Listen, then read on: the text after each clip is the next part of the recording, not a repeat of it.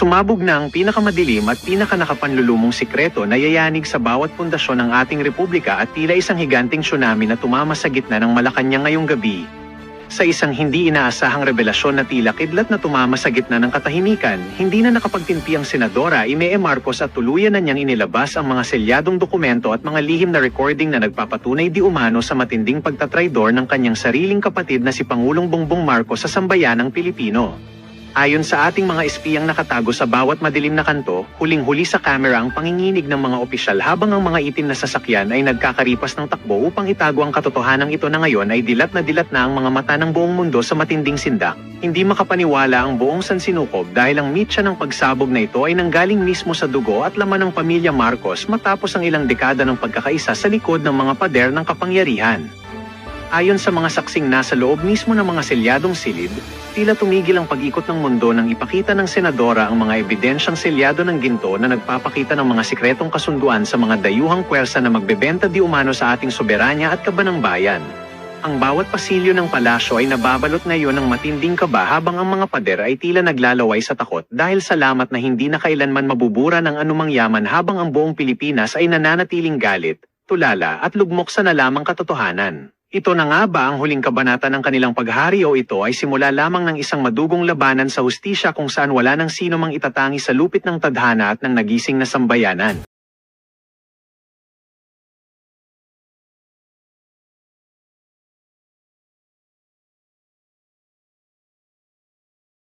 Yung It doesn't matter, kulay ng politika. Oo. Ayan ang mas matingkad dyan. Hindi, kahit na napakabigat ng ebidensya, kung wala namang boboto, hindi rin uusad yan. Ayan. Sabi nga nila, it's a number game. Totoo. At kung titignan natin, yung mga nariyan sa kamera ngayon, para bagang ito rin po ang nagsulong Sila ng din. unang impeachment. Oo. Bagamat, ibinasura ito ng Korte Suprema. Yes. Pero ang dahilan naman nun, ay paglabag sa one-year bar rule. Totoo. Di ba? Pero iwan ko na siya na, may pagtatalo pa rin daw kasi. Dapat kasi sabi nila, masyadong adelantado naman yung pagkakasampa ng kaso o ng impeachment. Kasi alam ng iba, February 6 matatapos ang one-year bar rule. Dapat daw, hinintay na lang. Konti na lang naman, di ba? Bakit ba naman na... Para hindi na pwedeng, para wala nang... wala nang question pa. Wala nang question. Ba't ba niya gitil na gitil ito mga taong ito? Pwede namang hintay ng ilang araw lang, di ba? Masyado niya adelantado, nagmamadali. Baka diskarte po nila yan.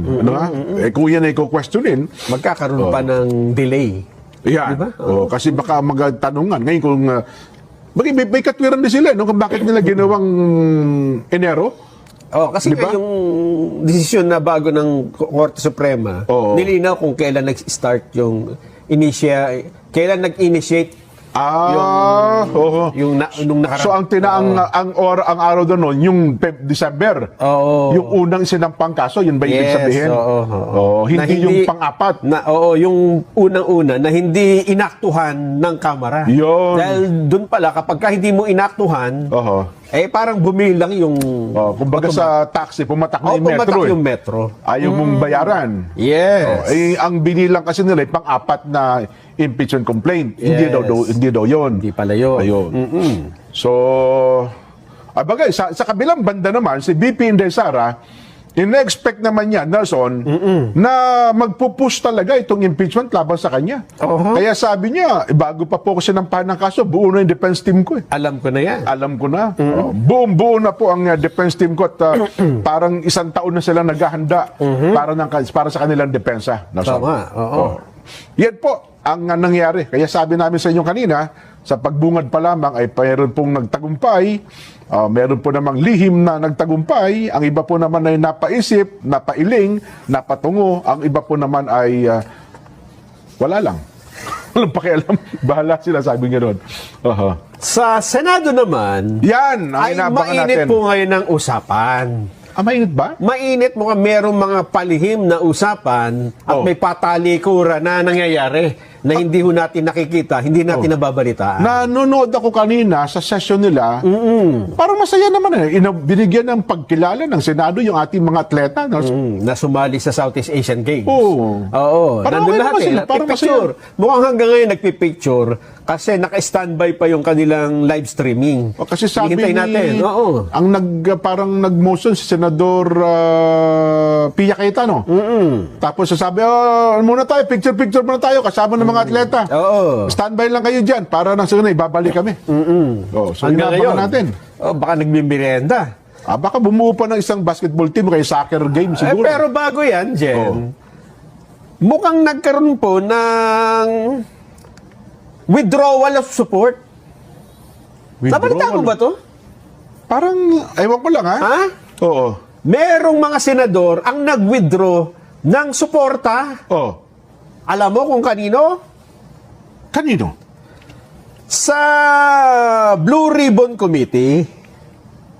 Nag-withdraw ng Nag-withdraw ng suporta. Yes. Bakit? Ano bang, parang wala namang hearing ang Blue Ribbon Committee itong mga nakalipas na araw. Wala nga. Kaya lang. Oo. May rekomendasyon na kasi ang Blue Ribbon ng mga kakasuhan. Ito daw yung initial report. Oo. Pero draft pa lang daw yan eh. Yun nga. Oh. Ang sabi kasi nila ay, teka muna, ha? Meron na kayong ilalabas na report? Oo. Parang hindi namin mapapayagan yata yung report na yan. But ano ba ang pinaka-gist nung report na yan? Oo. Oh. Eto na. Naku po. Nagulat ako rito dyan eh. Ha? parang may nagulat mo. Hindi ako kasi impit eh. Pigil ang pagkakagulat ko eh. Oo. Eto na. Oh.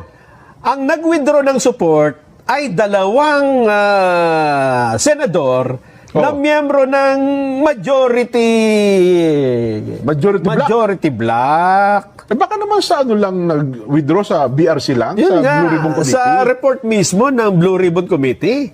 Kaya dahil dyan, ay mukhang nagkakaroon ng usap-usapan. Teka, mukhang hindi lang ata ito Hindi lang ito withdrawal doon sa Blue Ribbon Committee. Baka magtuloy-tuloy ito kung saan. Kasi hindi lang dalawang senador, nadagdagan pa, naging 3. Kasi mukhang doon sa lumabas, aywan ko lang lumabas kung totoo nga nakalagay doon, doon sa report initial, ay mga kapwa senador Ayun. ang sasampahan ng kaso. Oo nga. Oh. Batay po dito sa draft at unofficial report, mayroon lamang 4 na pirma. Matapos umatras ang 3. 4 pa lang ang pumipirma. Kasi dapat 4 plus 3, 7 na dapat. Oo. Okay. 11 daw ang kailangang pirma Para majority. para maiharap sa plenary. Oo. Ang hirap nito kung binawi nila yung mga pirma nila. Nako, withdrawal of support nga yan. Pakinggan nga natin kasi may paliwanag dito si Senador Lacson eh. Sige nga. Sige nga po. Senador, ano ba nangyari? Sino mga bumawi ng pirma? Senador? Nagmimerienda pa. Nagpapapicture pa. Picture muna. Ang mga bumawi daw ng pirma ay sina Senador J.B. Ejercito, Ba?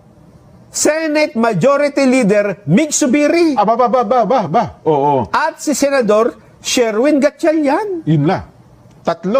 Yung pumirma naman, na pabor, Risa Ontiveros, siyempre. Bam Aquino, Okay. Kiko Pangilinan, Siyempre. Oh. at siyempre si Senador Lacson, 4. Yung chairman. Oo. So, 4. Sino pa ba yung mga miyembro ng Blue Ribbon Committee? Senador Marcoleta, Ay, di ba? mga minority, hindi naman... Sa minority. Oo. Hindi, baka kahit na minority, pumabor naman sa report. Importante, report naman ng Blue Ribbon Committee, di ba? Hindi naman pumipirma pa dyan eh. Ganun. Hindi pa inihahain sa mga miyembro ng minority. Ang problema, So, kung 7 yan, hindi nga niya mairap-harap dahil kulang pa sa pirma. Ganun. Oo. Nako. Parang, yun yung sinasabi ko na, pirmahan mo nga ito, umiikot-ikot. Hindi, dapat ini-offer na rin niya sa Oo, palagi ko nga minority. gano'n. Kaya, siyempre, kung ako ang magpapapirma, unahin ko muna yung kalyado ko, di ba? Yung majority Oo, group. kasi pag makuha ko ng 11, Oo. madali na. Di ba? Bagay, sabi majority Majority na. muna. Oo. Oo nga, no? Yung sa majority pa, nahihirapan na siya, paano pa sa minority? Di, malay naman niya. Baka yung mga miyembro ng minority, lahat pumirma na. Ay, sige. Okay yan. Di ba? Oh. Diyan kasi sa draft committee report, inire-recommend ng kasuhan sa flood control project anomaly, sina? Sino yan? Senador Jinggoy Estrada, Nako, may kaso na nga sila, no? Joel Villanueva, Nako, yung nasabit siya kasama kasi ng mga nauna, hindi siya kasama, di ba? at Chis Escudero. Nako, yung dating Senate President. Oh, Si edi Escudero. tatlo yan. Hindi rin Oo. pipirme kasi sila kakasuhan. Oo nga. Plus yung ayaw pumirmang tatlo, anim na. Oo. Plus yung minor, hindi nga makakakuha ng ano ito. Ganon. At Mahirap. iba, ano, yung dating Senador Bong Revilla kasama rin? At kasama si dating Senador Bong Revilla Nako. at Secretary Manuel Bunoan. Nako. At dating Congressman Mitch Cahayon. Nako. At dating Congressman Saldico. Nako. Oo. Yung magkakasama yan sa draft committee report. Di umano, ha? Doon sa 67 na sinasabi ni Senador Ping, walang kinasuhan? Di ba sa kanyang privilege speech, Yung kongresista? mga Contractors? contractors. Wala, yung Mitch Cahayon lang ang nabanggit eh. Palagay ko ganun. ito ay Kasi yung Mitch Cahayon, nabanggit lang ito eh. hindi naman na hindi sa report ni Senador Ping Lacson ang galing niya, kung yung nagkakamali. Oo. Doon sa kanyang na yun ay inimbestigahan pa ng kanyang mga tauhan. Kina ano to, kina Bryce Hernandez. Oo, yun, yung grupo na Bryce yan. So sana may sinama siya doon sa mga, kasi yun personal knowledge si Senador Ping yun, ha? Mga tao niya nag-imbestiga doon. Mukhang hindi nga.